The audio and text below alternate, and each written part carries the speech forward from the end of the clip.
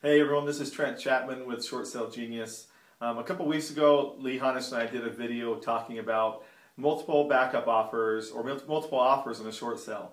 Now we did talk about the buyer's agent perspective, and I got a lot of emails from buyer's agents saying, hey, I don't like being in a multiple counter offer position as a backup offer or as the principal offer in a short sale. So I want to share with you, if you're a listing agent, here's how you can solidify that buyer to know that they're not going to walk after 60 days, but make sure that they're firm and they know that this offer is a good offer that's going to be submitted to the bank. And if anything changes, then you get their first right of refusal. And also for you buyer's agents, this is going to make sure that you don't have to go out and show 20, 30 properties and hoping that one will close. You can make sure that you have this firm offer with one seller and make sure that they're not going to try and play any games with you if that listing agent happens to come upon their own buyer and tries to kick you out of the transaction towards the end when the lender is approving the short sale. So here's how it works. If I'm a listing agent, my goal is to make sure I work with one buyer that's going to close. I don't really want to work with 5 different offers that get approved and declined because the buyer changes and we have to go with another buyer, and therefore the bank says, okay, if you reapprove the deal because you changed the buyer's name on the approval letter, let's go and get it reapproved, and it takes 2 to 4 weeks. I want to work with one buyer, start to finish, close the deal, and move on to the next one.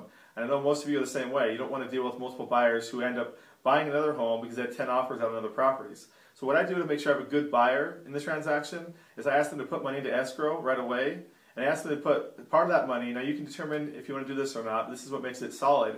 Part of the money they put as a deposit is non-refundable if they cancel escrow before 90 days. The reason being, if I'm going to work on a short sale and they cancel after 60 days, I'm going to have to go and start over with a new buyer, and they're going to pay my fees of paying my office for doing that short sale work.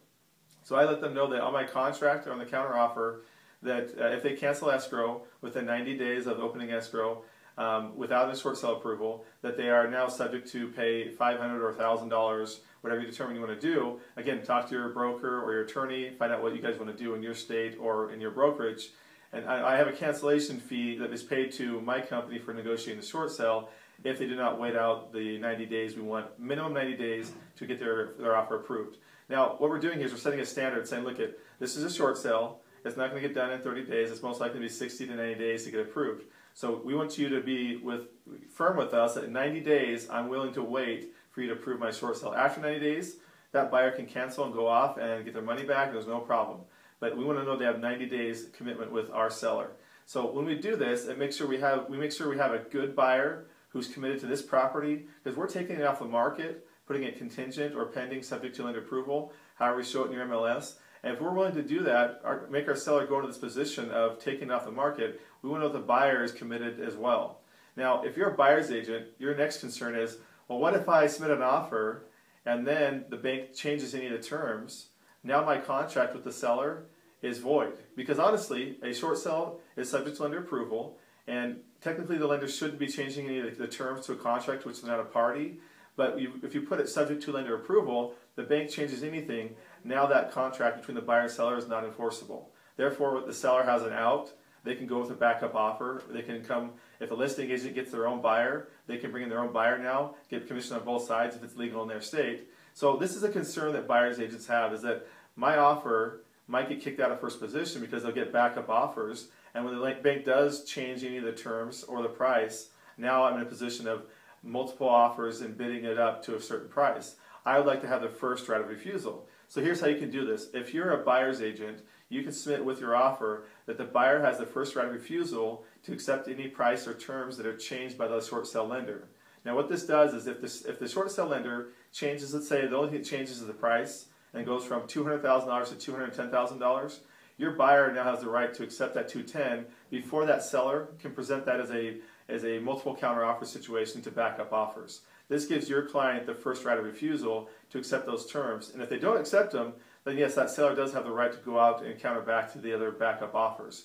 So this is something that will help you as a buyer's agent to feel more confident and more secure in position.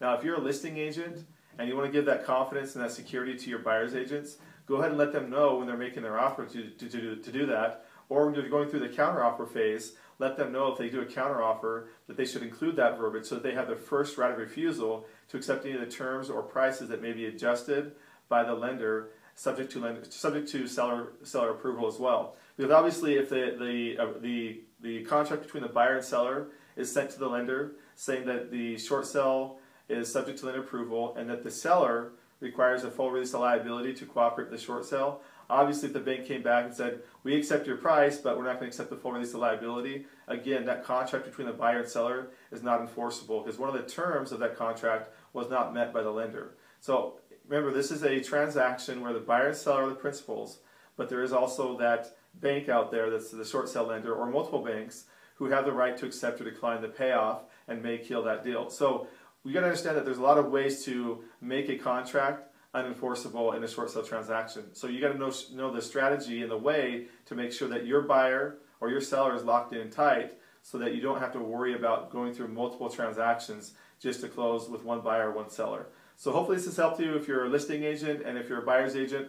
I hope you can use this to be more firm in your contracts with sellers and not have to show 20, 30 properties to get one buyer to close.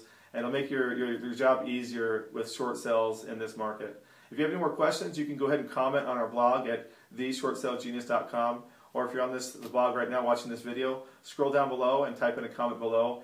And if there's anything that you have a question on, let me know. I'll do more videos specifically to short sales for any questions you may have and do it in a future video in the upcoming weeks.